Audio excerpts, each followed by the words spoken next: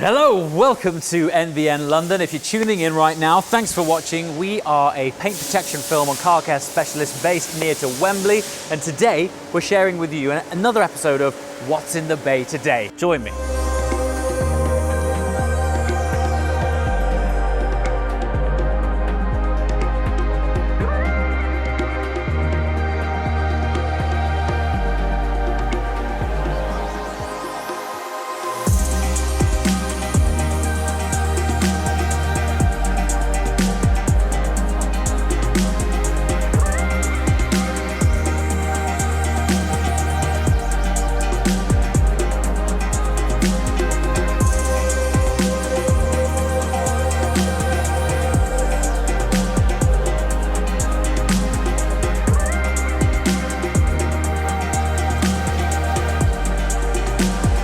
Okay, so the work that's taking place on this Speciale Aperta has actually been here for a little while longer than we normally would have a car in the bay. The reason being, the client of this car is truly taking things to the next level. Hence, the eagle-eyed of you might have spotted that basically the rear diffuser is missing. That's because this client has asked for paint protection film of, quote, everything. So when I say everything, even the underside of the car. So this is a rare sight. What we're looking at here is the carbon flat floor with all of the air intakes and air scoops of a 458 Speciale Aperta. And he's even gone to the extent of wanting us to recondition this, make sure it looks brand new, and then apply the paint protection film to it. Now, I've seen a few of these from different cars, but I've never seen one from a Speciale or a Speciale Aperta. And check out all of the intricate air intakes. I think it's fascinating seeing things that you don't normally see, and the fact that a component like this underneath the car that 99% of us will never see still looks beautiful and is still made of carbon fiber. Very cool indeed. Now, in terms of complex patterning, there is no template that exists for the carbon floor pan of a Speciale. So all of this we are going to have to digitally map ourselves. So if anyone else brings a Speciale here who wants their underfloor done after this job, we'll have it done and templated, which is pretty cool. Now, in order to do that and access these hard to get areas, first of all, we actually had Ferrari engineers and technicians themselves come here and take apart the rear of this car so that we could get the appropriate access. While we do light degrees of panel removals here, we don't really believe in taking cars apart too much. Reason being, these were literally laser guided panels when they were constructed at the factory, and we try our best not to intrude and remove any of these panels because the chances are they never go back again the same way. And then we have these race ramps. These are super cool. The reason we have these is we drive the car on, these sections actually remove like so, and then our guys can have easier access underneath here. So because the guy wants complete extension of paint protection film, that includes wrapping underneath these sills, and it just makes it a lot easier for our team to access without getting bad backs. And these things, they're super helpful. These blocks slide out, they can take some serious weight, and just gaining access to the car, making it a more accessible level for when you're working on it, this stuff makes all the difference. And where is the diffuser off the Speciale, you may ask? Behold, once again, not a component that you often see leaving the car. This is a very unique spec car. This is actually active aero. So these panels have been painted in the colors of the Italian flag. Nice touch, but these also actuate. So on the Speciale, it's like a sort of quite a basic version of DRS, weirdly, a drag reduction system. At higher speeds, these deploy, they reduce drag and also help keep the car stable at higher speeds. But if you were to follow this car and these actuate, you would get a decent flash of an Italian flag in your face. Now, earlier on, I did mention that the particular client of this car wants everything protected, and the spec on this is absolutely stunning, but there's also a lot of carbon fiber, as I'm sure you've guessed by now. So we're also protecting every piece of carbon on the interior as well, hence us going to the degree of protecting this and the kick sills and everything on top of the dash. And yeah, it's a pretty big job, but by far and away the most important parts of interior protection are the door cards, the entries and entries. So down here we've got these carbon Ferrari kick plates here, which obviously get scuffed as occupants are dragging their feet in and out, and then we have these huge door cards. And once again, templates for this stuff, it doesn't really exist, so we're having to create bespoke panels for these cars. Once we've done so, we have them on our files, so anyone else bringing a car to us can also opt for this extended next level paint protection package. So okay, so on the topic of custom plotting, we're here with Reese, our PPF template ninja, who's going to run through us briefly how he goes about creating a custom template for, take for example, these carbon door cards. For sure. Okay, so basically how we go about templating them is there's no standard template on how to install on this carbon door. So the way you do it is you install a piece of PPF that is too large for the panel itself, so you have a lot of excess to play with. And then you effectively have to install that PPF onto the door, and you use the surface of the panel as basically guidelines of where you can apply relief cuts, where you can apply protection, and hopefully do it in as least amount of pieces as possible. So first of all, you do it on a sort of physical hands-on approach, but then afterwards you digitize that, right?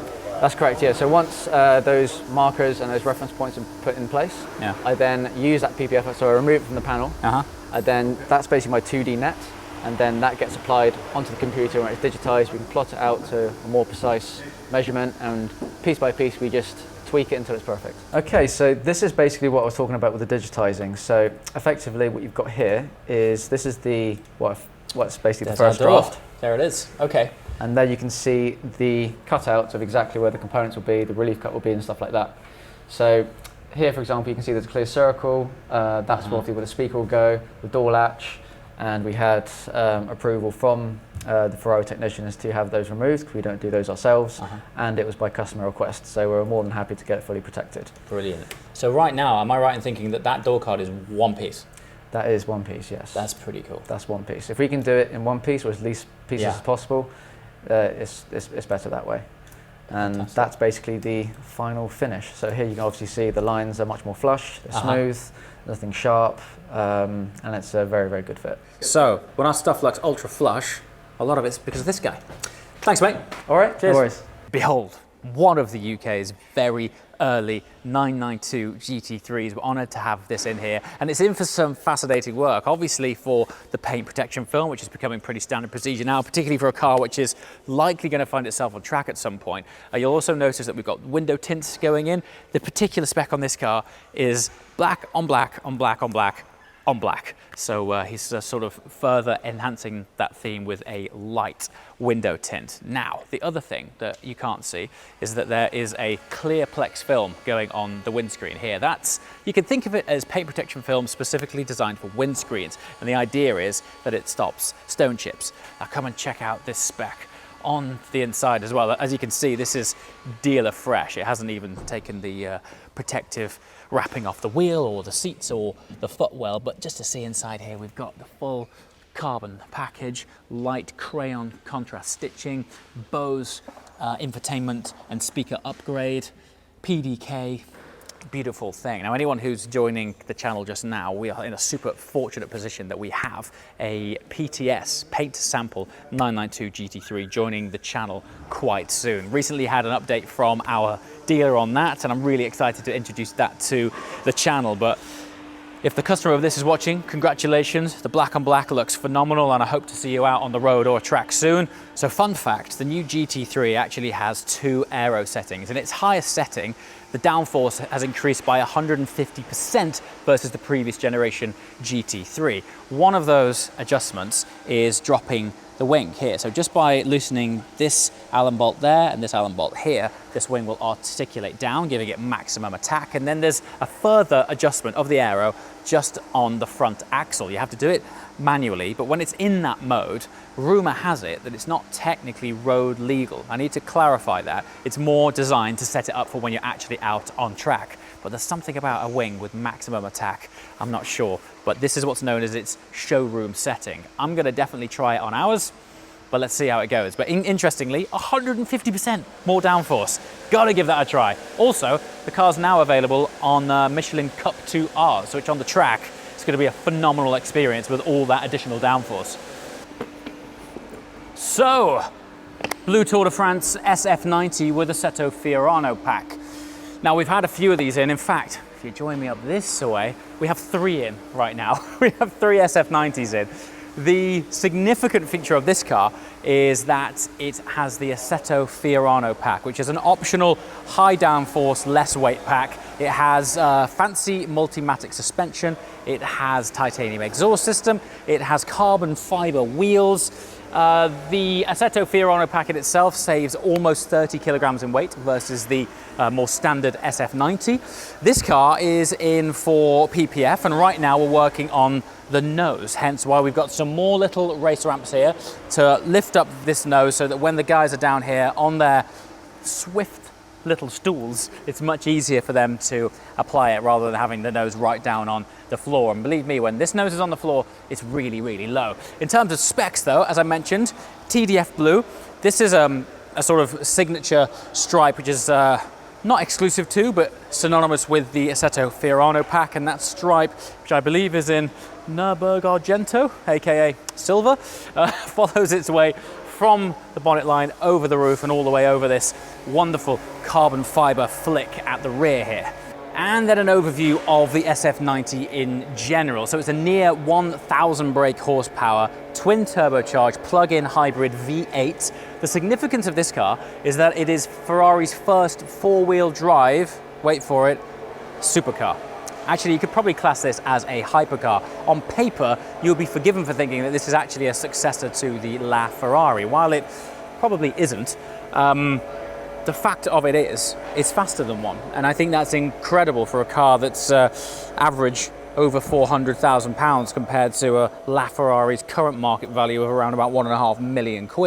Granted, it doesn't have a naturally aspirated V12 in the back, but in terms of performance, new infotainment, new high-res digital display and instrument clusters, and just the latest tech from Fiorano, this thing's a hell of a package. And I gotta say, we've had quite a few of these in now.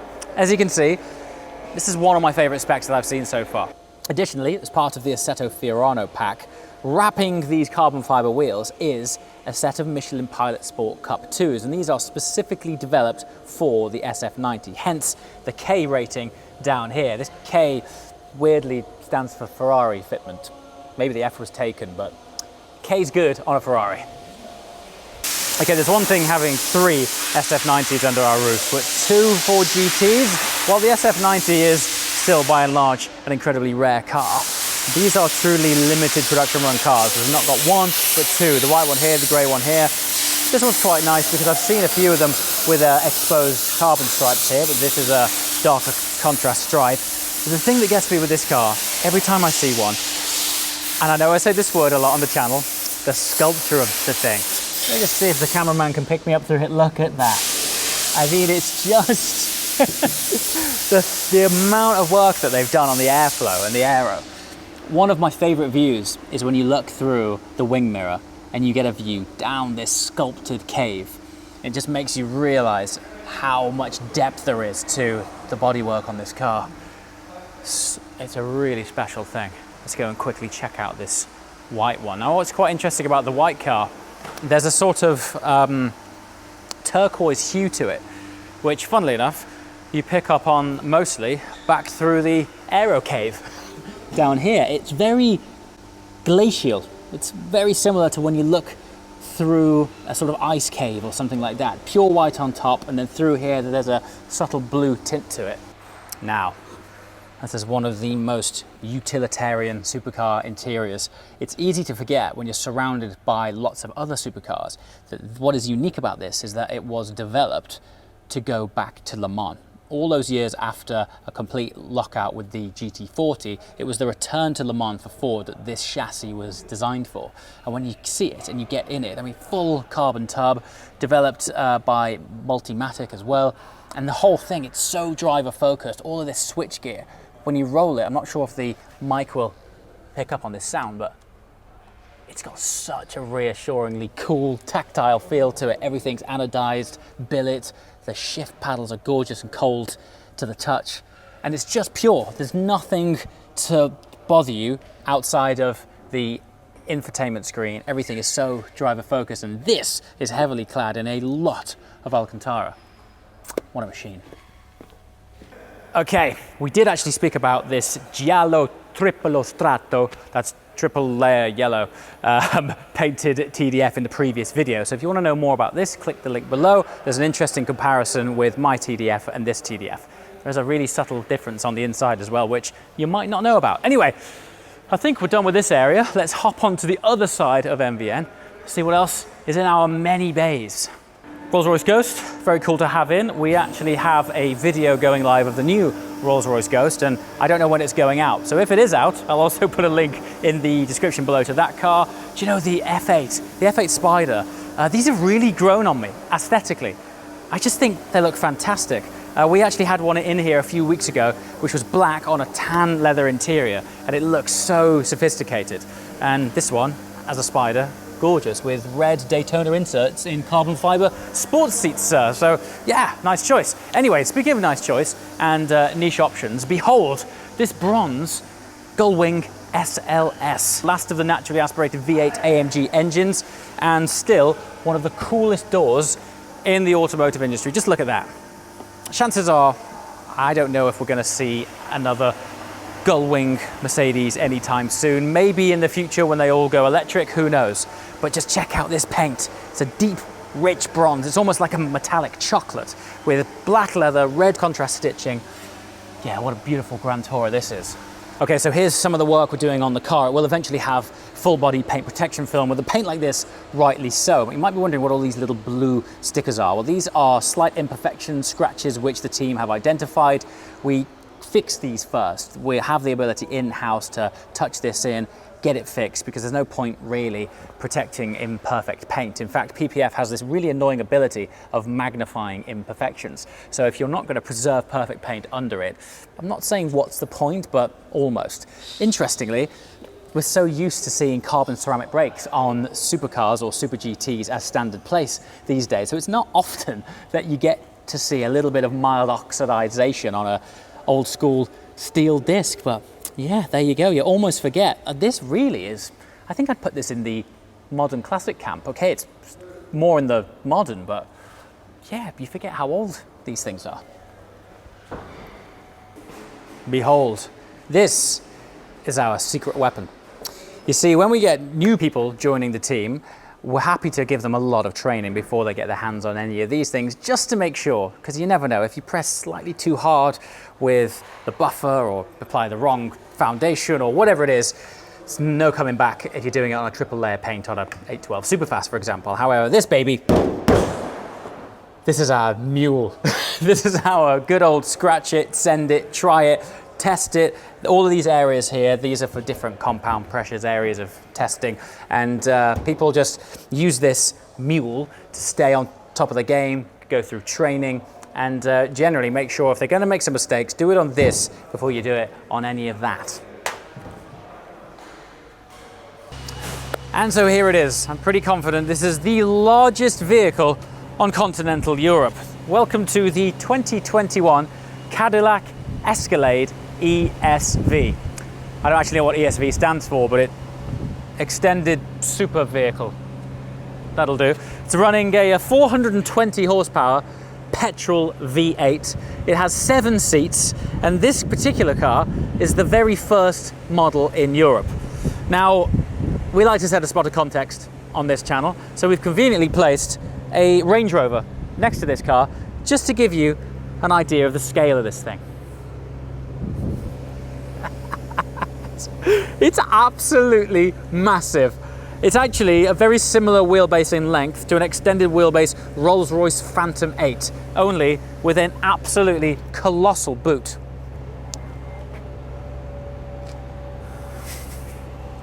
So one of the USPs of this car is that it can seat 7 and still have a full-size boot. And that is, of course, to say an American full-size boot, which is the same floor area as an entire Mini Cooper.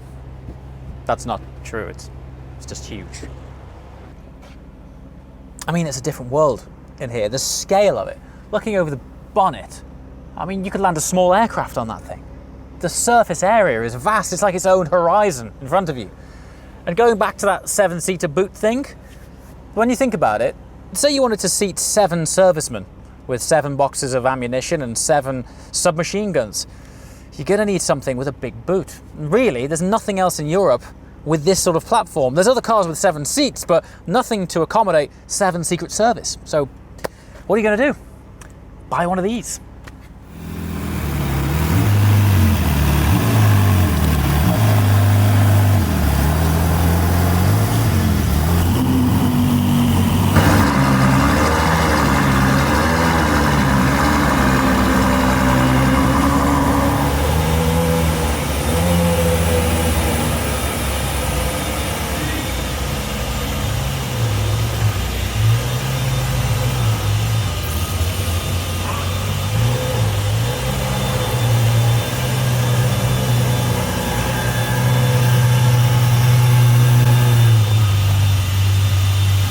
There's something about a car being inside that really sets a bit more context as to its size. I mean, just look at the thing. This is without doubt one of, if not the largest car that we've had in NVN, probably on par with the Brabus 6x6 that we had on day one when we opened the doors here. And speaking of opening doors, I mean, look at the size of these things. We're going to need bed sheets of PPF in order to apply to this thing. The surface area of it is absolutely colossal. As I mentioned earlier, the amount of bonnet there is. Look at it. It's huge, and just massive, flat, vast areas that need protecting. Well, also, don't forget what happens before the protection stage is the detail and paint prep stage. I mean, these guys are going to be going across savannah's worth of paint before applying the PPF. Now, come around the rear here. This is quite a cool feature on the lights. Let's do this. Oh yeah, light pulses. That looks pretty cool. And then, one other feature, this little logo down here, which is projected on the floor. If I give it the old swiperoo, it will open like that, and that's your sort of foot placement targeting device projected down there on the floor. So when you've got your hands full of stuff, you can swipe away and it will close or open for you. Huh? Pretty cool. Anyway, on that colossal note, thank you so much for watching. If you've enjoyed what you've seen so far, be sure to subscribe. If you really like what you've seen, when you do subscribe, hit the little bell to the right-hand side, and that will give you alerts as to when new content goes live. As always, thanks so much for watching, and we shall see you next time. Ciao!